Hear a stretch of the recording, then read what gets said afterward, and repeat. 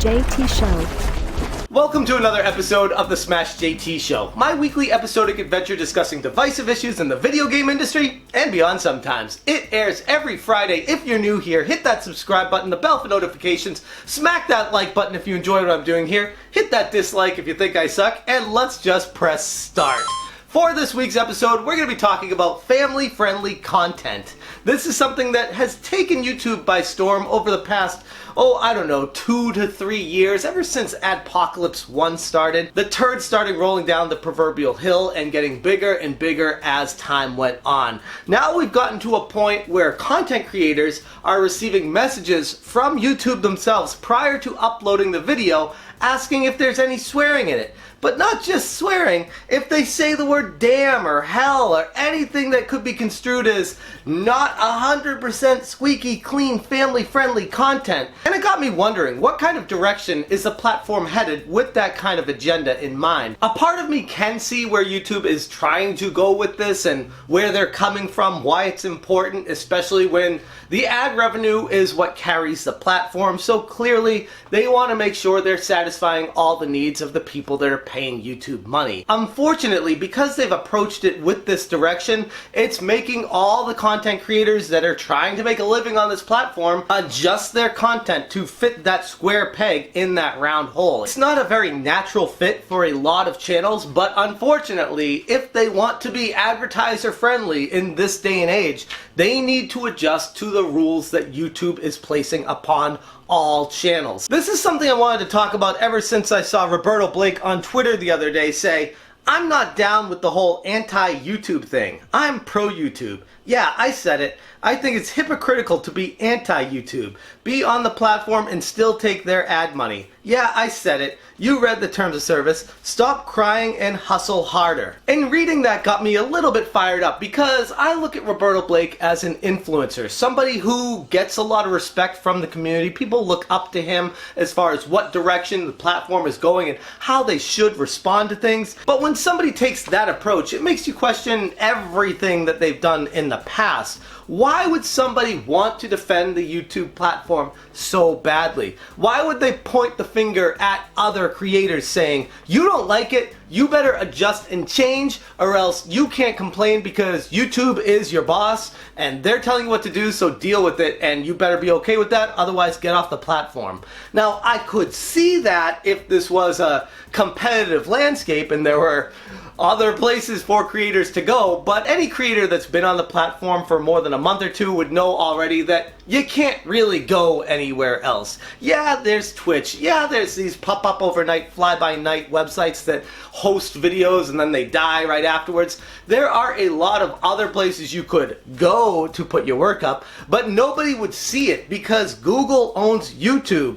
Google is the biggest search engine in the world. So anybody who searches for anything on Google, YouTube videos are going to be promoted at the top no matter what. It's a monopoly. It's something that's accepted by society and it is what it is. I'm not complaining about it. I'm just saying it's the only game in town that's realistic to be successful with creating content. So telling people they better put up or shut up when it comes to working on the platform instead of saying, hey, I got a problem with this. I don't think this is okay. That's really strange to take the side of YouTube instead of hearing out creators saying, maybe there's a problem with this monopolistic multi-billion-dollar industry that is telling everyone what direction they need to go in order to make any kind of ad revenue from it. I feel like the creators need to kind of push back on this. Like I said at the beginning, I can kind of see where YouTube is coming from, but at the same time, it's a very one-sided viewpoint when they start focusing on how people can make their videos. YouTube was created on the foundation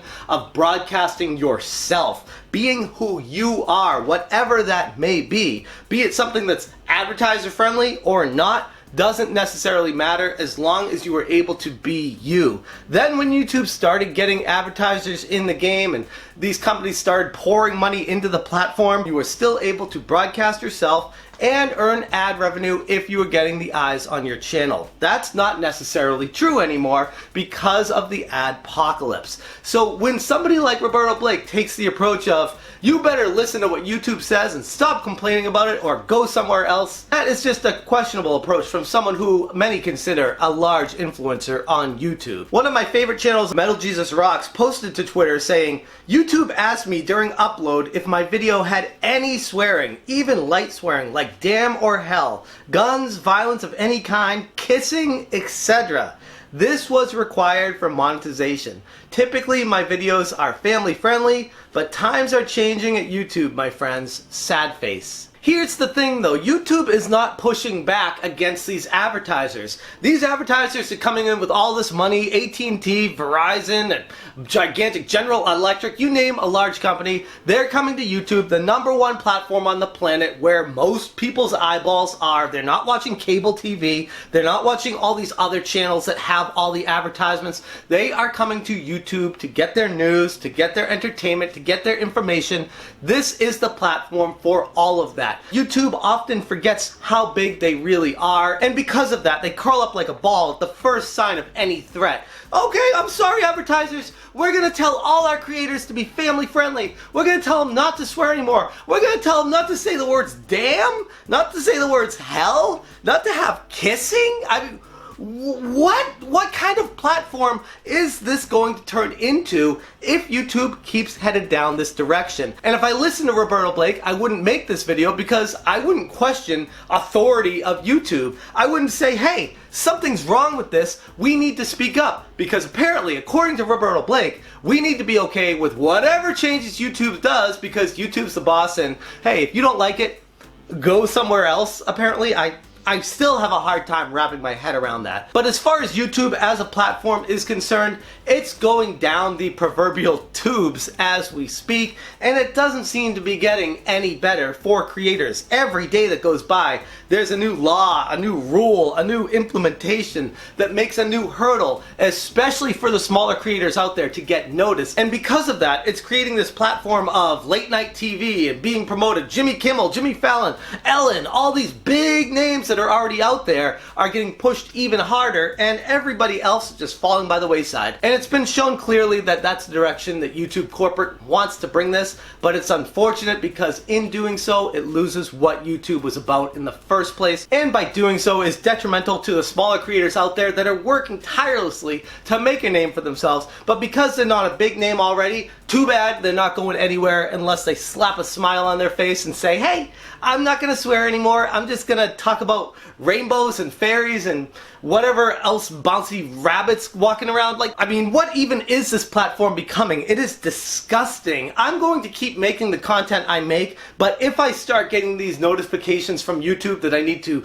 not say the word hell, not say the word damn when I'm talking, what even is that? That's censorship. That is something that needs to be addressed by the public. Somebody needs to step in and say, YouTube, you are going too far with this. We're going to come in and make some rules and laws because we can't allow you to just run rampant on the public like you're doing right now. If there was some competition out there, then yeah, I could see it. It would make sense. YouTube could be a platform that did whatever they wanted to do and people could take it or leave it based off of that. But because it's a monopoly, because there's nobody out there that's legitimate competition currently for YouTube, it's kind of a one-lane road that everybody needs to get on, and YouTube is leading the traffic wherever they want to take it, and that in itself is a gigantic issue.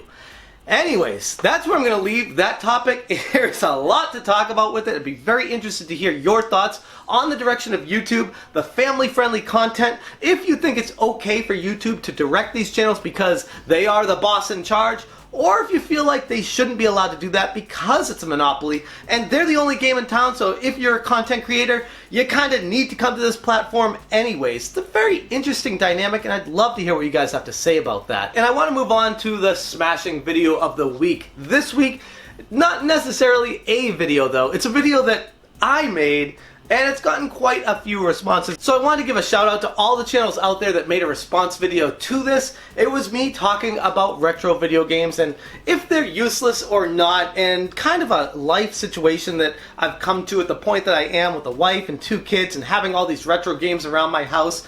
I walked through my old basement at my parents' house looking at all my retro games, talked about it for about 10 minutes or so about how stressful and weird it felt to have the dynamic of wanting all these retro games back in my life, but at the same time wondering if there was even a need for it. Tons of people have talked about this video, and I wanted to say thank you so much for that. I think it's an awesome discussion, and I truly look forward to anybody else wanting to talk about this or make a response video. But so far, we've had Billy from the Game Chasers, Riff and Ricky from Pixel Game Squad, Radical Reggie, Xander Scullion, Brian's Man Cave, and Scott's Game Room, among a few other people that are working on making video responses right now. If you're going to make a video response on it, please let me know. Either tag me on Twitter, write a comment in the comments below about it. I want to see what you have to say about the situation. Like I said, I feel like it's a very important discussion to have, and because I'm in that kind of midlife crisis with my retro video games right now, I don't know, I need a shoulder to lean on to hear where other people are standing on the situation. That's where I'm going to leave this week's episode, but as always on the Friday's episodes, I want to say a special thank you to all the Patreons that help support the channel on a monthly basis with their pledge. If you're interested in joining them for as little as $1 per month, I'll put a link to my Patreon right there. And if you still haven't subscribed to the channel, you enjoy what I'm doing, smash that subscribe button. And if you missed last week's episode, I'll put it right over here somewhere. That's all I got for you guys today. Thank you so much for watching, and as always, you stay smashing.